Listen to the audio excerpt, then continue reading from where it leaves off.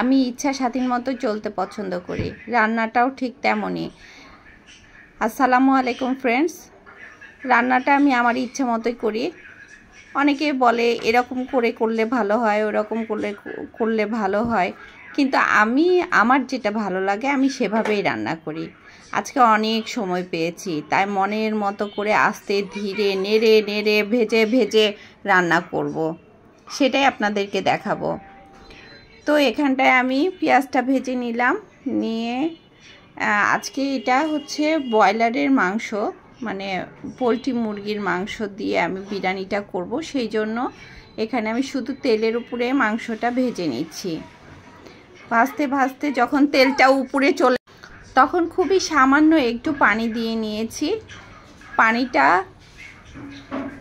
মানে না দেওয়ার মতোই, তারপরেও সামান্য একটু পানি দিয়ে নাড়াচাড়া করতে করতে এখানে আমি পোলাওয়ের চালটা আলাদাভাবে সিদ্ধ করে নিয়েছিলাম, মানে ফ্রাইড রাইসের মতো সিদ্ধ করে নিয়ে তারপরে আমি মাংসটার মধ্যে দিয়ে নিচ্ছি।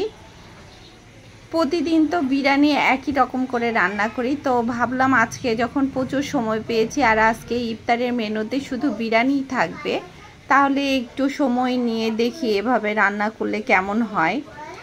তো সেই কারণে আমি পোলাওয়ের চালটা আমি সিদ্ধ করে নিয়েছিলাম, দিয়ে নাড়াচাড়া করে আস্তে আস্তে সবগুলো চাউল আমি মাংসর গ্রেভির সাথে মিশিয়ে নিব। নাড়তে নাড়তেই, আমি জর্দা রং ইউজ করি না, কিন্তু রংটার যেন সুন্দর হয় সেই কারণে আমি এখানে গাজরের কুচি দিয়ে নিয়েছি।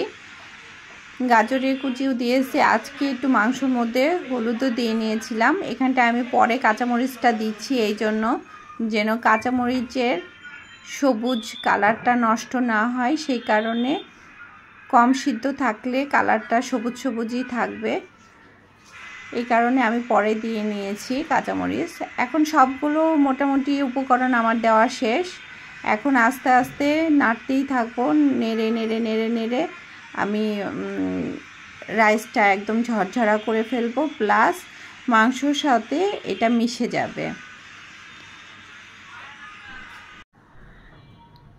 নাড়তে নাড়তে ভাজাভাজি করে যাচ্ছি, অনেকটা সময় নিয়ে এই কাজটা করতে হবে। আসলে এভাবে রান্না করা অল্প সময়ে হয় না। এখানে আমি বিরিয়ানিটা খাওয়ার জন্য বেগুন ভাজি করে নিয়েছিলাম, আর সামান্য একটু ফ্রাইড রাইসের মশলা দিয়ে নিচ্ছি।